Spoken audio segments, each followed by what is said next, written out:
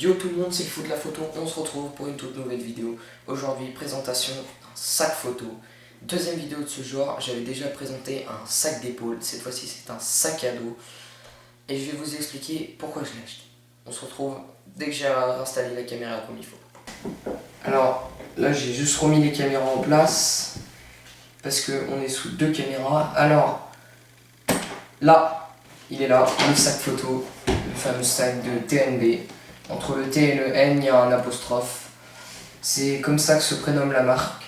Je l'ai acheté à la Fnac, 70 €. Franchement, si vous voulez un bon sac à dos pour mettre un appareil, plusieurs objectifs, des affaires personnelles hors photo. Il y a la petite pochette en haut, il y a une possibilité de mettre une tablette. Nickel, c'est franchement nickel. Alors, là, on va commencer par celle-ci. C'est une pochette pour mettre une tablette. Si c'est une 10 pouces, ça passe pas, la mienne passe pas. On a ma télécommande de la grippe, la boîte avec les cartes SD. Ici, chargeur du caméscope, le chargeur des batteries de l'appareil et un câble pour relier l'appareil ou le caméscope directement sur un ordinateur. On a aussi ici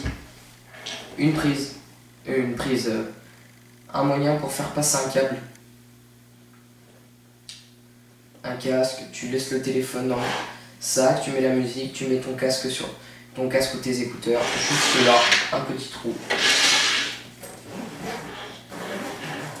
Ici, nous avons un mousqueton, un petit mousqueton pour accrocher ce qu'on peut. Moi, j'accroche mon monopied là. De l'autre côté, nous avons deux attaches qui sont réglables pour un trépied, et on peut glisser un et deux trépieds ici, là. Derrière, deux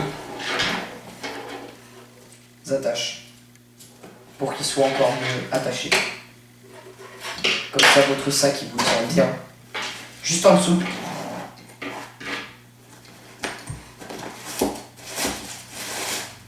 la pochette, une petite pochette avec la housse pour l'appui. Elle est attachée là, vous ne pouvez pas la perdre. Elle se remet en dessous, jusqu'ici. Et le sac est protégé de l'appui. Derrière. Et là, on va passer à la grande poche. Là. J'ai la place de mettre mon 2880 de chez Minolta là, le 1855 de chez Sony, le 3570 de chez Minolta, mon flash Cinema juste en dessous, mon 75-300 accroché à mon Sony Alpha 500 avec la grippe. Et là, on a la place de mettre le pare-soleil du 1855 et les filtres UV. Franchement, tout passe dedans. Et comme vous pouvez le voir, là, il y a une pochette pour passer un objectif en dessous. Moi j'ai remis des pochettes. Et si vous avez des pochettes de trop hop, vous en remettez. Pour quelqu'un qui a juste un appareil et deux objectifs, il peut mettre plein d'autres choses. Des affaires personnelles, hors photo. Franchement, il peut tout mettre. On peut tout mettre dedans. On peut même mettre un drone, je pense que ça passerait. Un drone passerait, je pense. Alors, j'y connais rien en drone. Il y a, je dirais,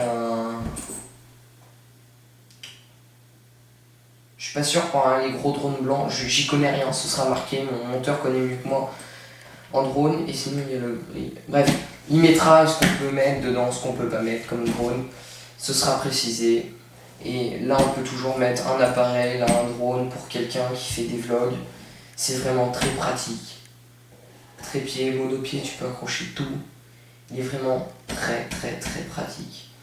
Je le répète, 70 €.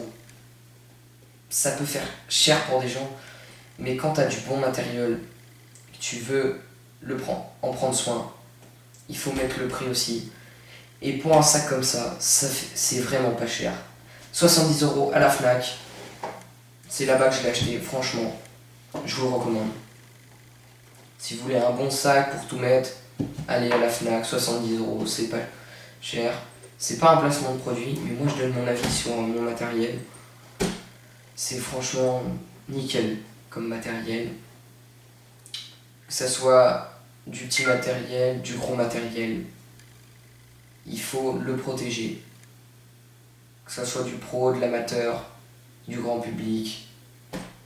Un sac, photo, super bien. En dessous, il est rembourré, nickel. Je peux rien dire de plus, à part qu'il est super. Je l'ai testé dans la vidéo juste avant, à Paris. J'avais ce sac là, avec tout mon matos. Et la preuve que avec le matos dedans, personne ne sait ce que tu as dans ton sac. Parce que sac d'épaule, les gens ils savent que les sacs d'épaule c'est des appareils photo dedans. Sac à dos, ça dépend. Franchement, je l'ai testé à Paris toute une journée avec sur le dos. J'ai transpiré, mais par ça, nickel. Mais bon, tu transpires comme tous les sacs à dos, ça on peut rien y faire. Du coup, franchement, je vous le recommande. À la Fnac, 70 €, je le répète. Pour ceux qui cherchent un grand sac à dos, ceux qui ça les intéresse pas, comme ils veulent. Voilà. Je voulais juste donner mon avis par rapport à ça. Et je vous laisse. C'était le fou de la photo. On se retrouve la semaine prochaine pour une prochaine vidéo. Ciao!